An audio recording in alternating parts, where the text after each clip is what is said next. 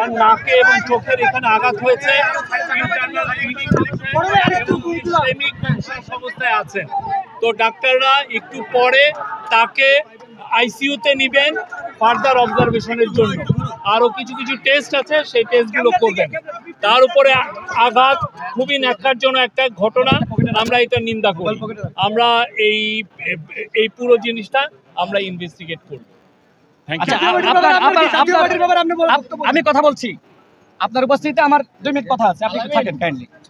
আমরা অন্তর্বর্তীকালীন সরকারের প্রেস সচিব তার বক্তব্য শুনলাম। মূলত আজকে আমাদের একটি বিক্ষোভ মিছিল ছিল।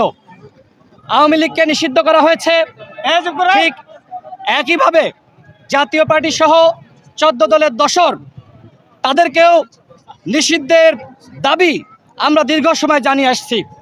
আমরা নির্বাচন কমিশনে আনুষ্ঠানিকভাবে আমরা অভিযোগপত্র দিয়েছি, আমরা প্রধান উপদেষ্টা বরাবর অভিযোগপত্র দিয়েছি। আমাদের কাছে তথ্য আছে চাপার কাদের উপর ভর করে আপা ফিরে আসার একটি চেষ্টা করছে। আজকে যখন আমরা মশাল মিছিল শেষে আমি এবং নুরুল হক নূর কথা বলা শুরু করব, প্রেস ব্রিফিং চলা অবস্থায় সেনাবাহিনী এবং পুলিশ বাহিনী আমাদের কার্যালয়ের সামনে এসে হামলা চালিয়েছে। আমরা জানতে চাই, আমাদের উপর যে হামলা করলো শুধুমাত্র কার্যালয়ের সামনে না, আমাদের কার্যালয়ের ভিতর ঢুকে সেনাবাহিনী এবং পুলিশ হামলা চালিয়েছে। এই হামলায় ডক্টর মোহাম্মদ ইউনূসের বা তার স্বরাষ্ট্র উপদেষ্টার বা এই অন্তর্বর্তীকালীন সরকারের কোনো উপদেষ্টার ইন্ধন ছিল কিনা সেইটা আমরা প্রেস সচিবের কাছ থেকে জানতে চাই। তিনি উপস্থিত আছেন। আজকে সেনাবাহিনী বুট জুতা দিয়ে নুরুল হক নূরকে পাড়িয়েছে। আমাদের উপরে আওয়ামী লীগের আমলেও এইভাবে তারা হামলা করতে সাহস করে নাই। সেনাবাহিনী আমাদের গায়ে হাত দেয়নি। আজকে আমাদের গায়ে আমাদের সরকারের আমলে হাত দেওয়া হয়েছে। প্রথম দফায় আমার উপর হামলা হয়, আমার আঙ্গুল ভেঙে গিয়েছে। দ্বিতীয় দফায় যখন আমি এবং নুরুল হক নূর কথা বলতে যাব, তখন নুরুল হক নূর সহ আমাদের শতাধিক নেতাকর্মীর উপরে হামলা করা হয়েছে। ইসলামী এক হাসপাতালে আপনারা যান, সেখানে গিয়ে দেখেন রক্ত রক্ত আর রক্ত। কারুর হাত ভাঙা, কারুর পা ভাঙা, কারুর চোখে আঘাত লেগেছে, কারুর মাথায় আঘাত লেগেছে।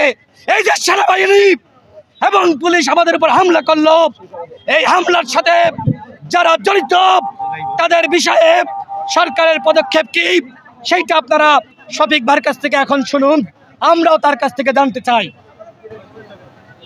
নুরুল হক নূর আমাদের যখন বাংলাদেশের মানুষের সাহসের অভাব ছিল, যখন হাসিনার এগেনস্টে কেউ দাঁড়ায়নি, তখন উনি 2018 সালে উনি বাংলাদেশের একটা মেজর মুভমেন্টকে নেতৃত্ব দিয়েছিলেন।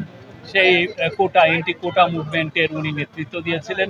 তার সাহস, এবং আপনারা দেখেছেন 2024 সালের জুলাই মাসে আপনি দেখেন যখন আন্দোলনে তার পুরো গণ অধিকার পরিষদ সবাই ছিলেন, এবং নূরকে 19শে জুলাইকে ওরা 20শে জুলাই রাতে করেছে। ওটা 19শে জুলাই দিবাগত রাতে ওনাকে অ্যারেস্ট করা হয় এবং ওনাকে ওখানে নির্মমভাবে টর্চার করা হয়। তো আমি তো আমার কথা বলেছি, এখন ওনাকে আপনারা এই ঘটনায় ব্যবস্থা নেবেন কিনা সেটা আমরা জানতে চাই। আমরা বলছি তো এটা ইনভেস্টিগেট হবে। আচ্ছা, একই সাথে এই আমি এখানে আছি না, আমি কথা বলছি না, আমি কথা বলতে পারি না এইখানে।